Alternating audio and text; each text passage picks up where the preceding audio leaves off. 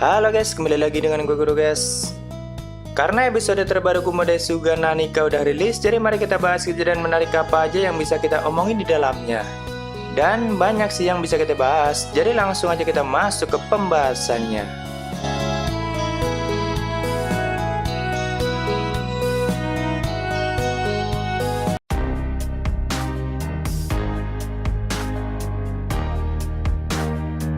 Sejauh ini sih gue melihatnya kalau di anime partnya Sun dan Kumoko itu kadang dipercepat dan kadang dibikin detail sesuai light novelnya. Dan untuk episode kali ini gantian partnya Kumoko yang kelihatannya dipersingkat. Hampir di semua scene yang berhubungan dengan Kumoko di episode kali ini banyak detail yang kena skip sama animenya atau mungkin saja bakalan diselipin di scene episode berikutnya biar nggak menimbulkan plot hole dalam ceritanya. Di awal episode, kita bisa melihat Kumoko yang sedang diagung-agungkan oleh penduduk Sarela karena dianggap binatang suci milik Dewi Sariel. Walaupun Kumokonya juga lama-lama mulai risih. Tapi di kejadian ini juga, Kumoko jadi mendapat banyak titel dan skill yang cukup berguna karena sudah banyak melakukan kebaikan atau menolong mereka. Dan hal itulah yang kena skip di episode kali ini. Kalau di light novelnya, setelah Kumoko melakukan banyak kebaikan terhadap penduduk Sarela, dia mendapat 5 titel baru yang berhubungan dengan skill healer.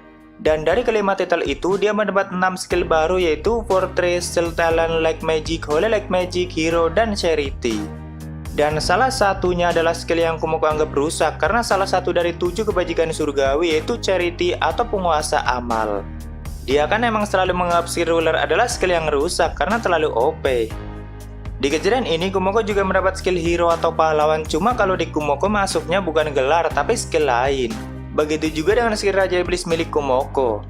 Kalau di Ariel dan Sun kan masuknya gelar karena hanya ada satu orang yang mempunyai gelar pahlawan atau Raja Iblis. Semua titel dan skill baru yang Kumoko dapatkan kali ini berhubungan dengan elemen cahaya sekaligus meningkatkan kemampuannya dalam menggunakan elemen itu. Kalau dulu-dulu kan Kumoko selalu mendapat skill yang berhubungan dengan elemen gelap karena mungkin hari-harinya dipenuhi dengan bantai dan bantai. Dan baru kali ini dia melakukan kebaikan pada orang banyak.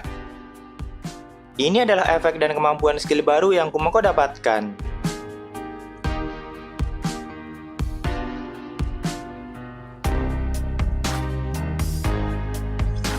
Jadi saat itu Kumoko sudah punya 3 skill ruler yaitu Pride, Slow, dan Charity.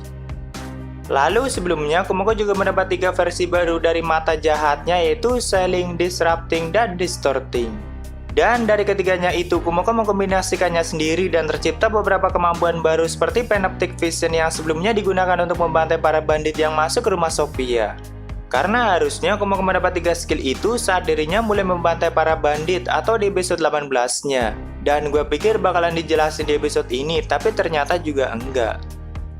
Untuk Evil Eye of Selling, dia bisa mengunci pergerakan lawan, lalu Evil Eye of Disrupting, dia bisa mengganggu mantra lawan yang sedang digunakan atau misalnya merusak mantra teleportasi milik lawan yang akan digunakan.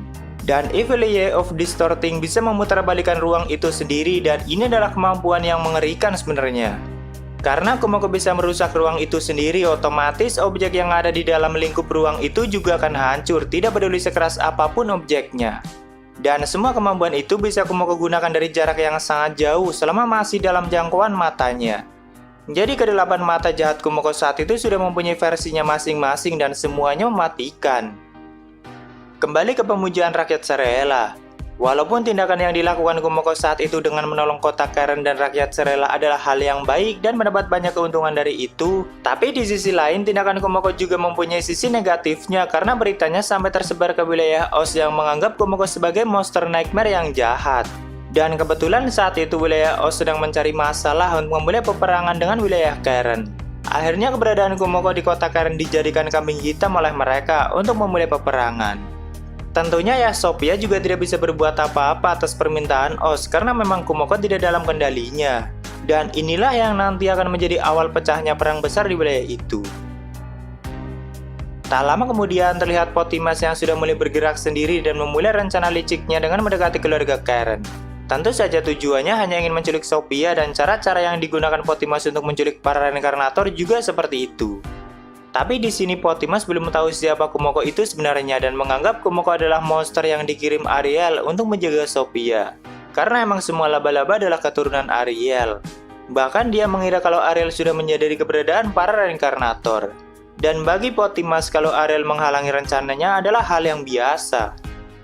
Sophia aja yang baru melihatnya udah menyadari kalau dia emang kampret.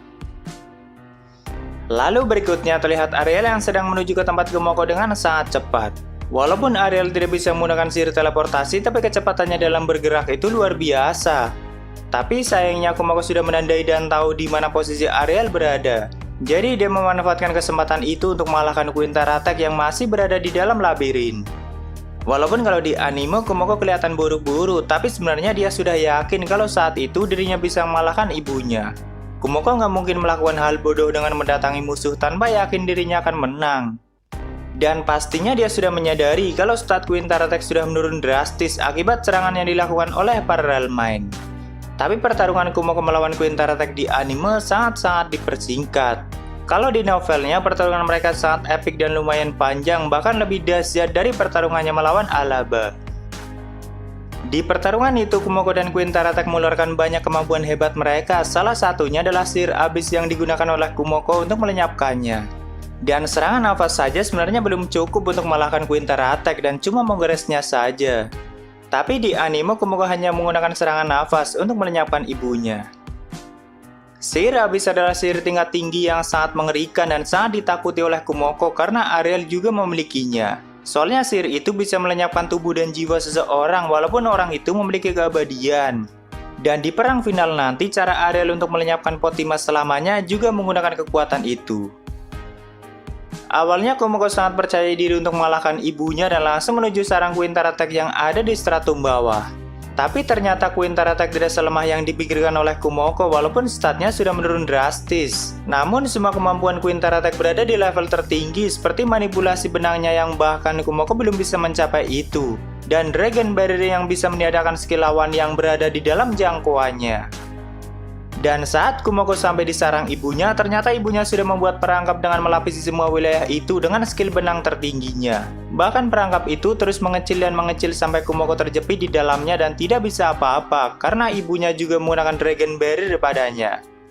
Saat itu Kumoko benar-benar panik, tapi bukan panik karena serangan ibunya karena dirinya sudah abadi jadi mau hancur pun dia tidak akan mati. Tapi paniknya jika Ariel sampai di tempat itu dan dirinya belum bisa mengalahkan ibunya. Beberapa kali Kumoko berpikir untuk mundur karena ternyata kemampuan bertarung Queen Taratek sangat mengerikan walaupun statnya sudah menurun drastis. Sampai akhirnya para Realmine bisa kembali ke dalam tubuhnya dan seketika stat Kumoko langsung meningkat drastis. Karena sebagian stat Queen Taratek yang sebelumnya dimakan berpindah pada tubuh Kumoko setelah para Realmine kembali. Walaupun satu para Realmine yang menjadi otak tubuh sudah terlanjur menyatu dengan jiwa Ariel. Di novel ini stat dan kemampuan itu menyatu dengan jiwa guys. Jadi kalau jiwanya dimakan maka statnya juga ikut berkurang. Akhirnya dengan pertarungan panjang dan perjuangan kerasnya Kumoko berhasil melenyapkan ibunya sendiri menggunakan sihir tingkat tinggi yaitu sihir abis. Bahkan dinding yang memisahkan stratum tengah sampai jebol akibat pertarungan mereka. Dan bekas sihir abis Kumoko sampai membuat lubang yang sangat dalam. Walaupun kalau di anime nggak sampai seperti itu. Dan kelihatan gak masuk akal sih kalau monster sekelas Queen Taratek dilenyapkan hanya dengan serangan nafas. Tapi ya karena pertarungan Kumoko melawan ibunya sangat-sangat dipersingkat, kemungkinan besar di episode selanjutnya Kumoko sudah berevolusi menjadi Arachne. Tubuh naga kuno Gakia yang akan menjadi mangsa Kumoko untuk berevolusi menjadi Arachne juga sudah disiapkan. Tadinya gue mengira kalau naga kuno Gakia nggak akan ditampilin karena pertarungannya dengan Ariel memang sangat sekilas dan bisa dibilang cuma pembantaian sepihak. Walaupun Ariel sendiri juga mengakui kalau pertarungannya dengan Gakia lumayan hebat. Dan kalau di novelnya nggak cuma Gakia yang melawan Ariel, tapi beberapa naga bumi yang masih tersisa di stratum bawah juga membantu Gakia. Naga bumi Gakia adalah salah satu naga kuno bawahan Gulie dan menjadi naga kuno dengan pertahanan paling tinggi di antara naga kuno yang lain. Walaupun naga mempunyai sifat yang sombong dan merasa paling kuat, tapi mereka cenderung mempersilahkan yang lebih muda dan punya potensi untuk mencapai puncak. Ya, saat itu Gakia memutuskan untuk mempersilahkan Kumoko dan menghormati keputusan Alaba yang juga mengakui kekuatan Kumoko. Cuma sayangnya Ariel sedang murka-murkanya saat itu. Karena melihat anaknya atau Queen Taratek dibunuh ditambah satu para Realmine Kumoko yang terus menerornya dan belum tahu cara untuk mengatasinya. Jadi Ariel pun akhirnya murka dan membantai mereka menggunakan skill Gluttony miliknya. Salah satu skill dari 7 dosa mematikan yaitu penguasa kerakusan. Dan salah satu skill yang sangat ingin dimiliki oleh Shiraori. Gulia saja sampai memaklumi perbuatan Ariel karena memang Gakia yang mencari masalah dengan Ariel. Tapi nanti Gulia menceritakan kejadian itu pada Kumoko dan meminta Kumoko untuk memakan tubuh Gakia untuk menghormati pengorbanannya. Berikutnya, mari kita bahas sedikit partnya Sun dan situasi di desa Elf. Terlihat saat itu Oka sudah membawa mereka sampai ke gerbang teleportasi atau pintu rahasia untuk memasuki desa Elf. Dan itu satu-satunya cara untuk memasukinya. Karena Potimas menerapkan penghalang yang sangat kuat untuk melindungi desa Elf dan dirinya. Dan cara satu-satunya untuk melewati penghalang itu adalah menggunakan titik teleportasi yang terhubung ke dalam desa. Bahkan sampai saat ini belum ada yang bisa menghancurkan penghalang itu dan Ariel saja tidak mampu untuk menghancurkannya. Potimas itu sebenarnya sangat penakut dan hati-hati, makanya dia sampai membuat penghalang yang sangat kuat untuk melindungi tubuh aslinya. Dan dia hanya keluar menggunakan tubuh cadangan atau klon dia sendiri. Makanya Ariel sampai menempatkan beberapa Quintarattack di sekitar desa Elf atau di luar penghalang untuk membatasi gerakan Potimas.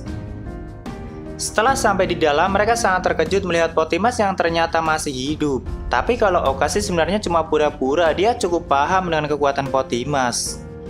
Para ras Elf juga sepertinya sudah mulai bersiap dengan penyerangan yang dilakukan oleh pasukan iblis dan manusia. Lalu tak lama kemudian Sun, Katia, dan Fei akhirnya bertemu dan bisa berkumpul kembali bersama teman-teman mereka, walaupun gak semua. Khusus untuk 10 reinkarnator yang berada di sana, mereka sudah dari kecil dan dibesarkan di desa Elf. Dan awalnya mereka juga mengalami penculikan dan beberapa ada yang memang dijual oleh orang tua mereka kepada Potimas. Atau itu memang akal-akalan Potimasnya aja.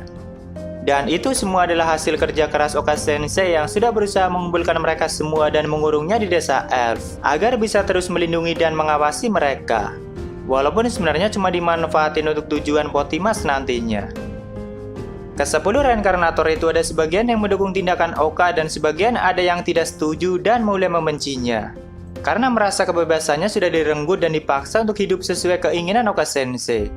Salah satunya adalah Kudosachi yang sebelumnya menjadi ketua kelas mereka.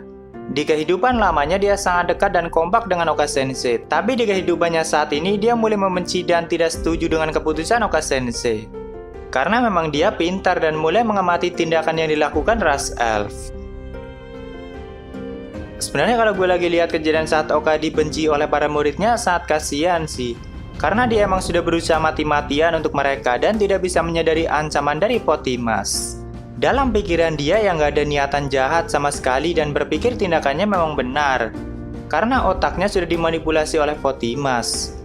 Walaupun di waktu ini Oka sudah mulai merenung dan kadang berpikir dengan semua tindakannya. Kalau untuk Kunihiko dan Asaka, mereka berdua sampai di desa Elf saat sudah besar atau belum lama. Dari kecil mereka berdua hidup dengan para petualang dan terus berkelana sampai besar. Dan untuk Ogiwara, dia sebenarnya adalah reinkarnator yang berada di pihak Dustin dan dibesarkan di kerajaan Suzu Aleus bersama Sajin dan Yuri. Dan saat itu dia sedang melaksanakan tugasnya sebagai mata-mata Dustin untuk mengawasi pergerakan Potimas. Ogiwara emang sangat pintar dalam membaur dan mengikuti suasana. Dan karena kemampuan uniknya bisa mengirim pesan yang bisa menembus penghalang Elf dan melintasi benua, makanya Dustin menjadikannya mata-mata khusus dan mengirimnya ke desa Elf. Di sini kita juga bisa melihat Temari Kawasaki atau anak dari Burimus kalau kalian ingat. Dia mengalami penculikan yang benar-benar tragis untuk keluarganya karena ibunya sangat menderita oleh kejadian itu. Dan Burimus sendiri adalah petualang yang pernah menyiksa dan menjadikan Kyoya budak selama bertahun-tahun. Jadi alur di novel ini sebenarnya sangat kompleks guys. Lalu kita juga bisa melihat Katia dan Sun yang mengkhawatirkan sahabat mereka yaitu Kyoya atau Urat dan memikirkan di mana dia berada. Tapi bentar lagi mereka juga bakalan bertemu sih walaupun udah nggak sahabatan lagi. Oke, mungkin segitu aja untuk pembahasan kali ini. Jika ada kesalahan gue minta maaf atau kalian bisa koreksi aja di bawah. Like jika kalian suka dengan pembahasan ini dan dislike jika tidak suka tidak apa-apa. Thank you yang udah mampir, sampai ketemu di video selanjutnya. Salam Kuro guys.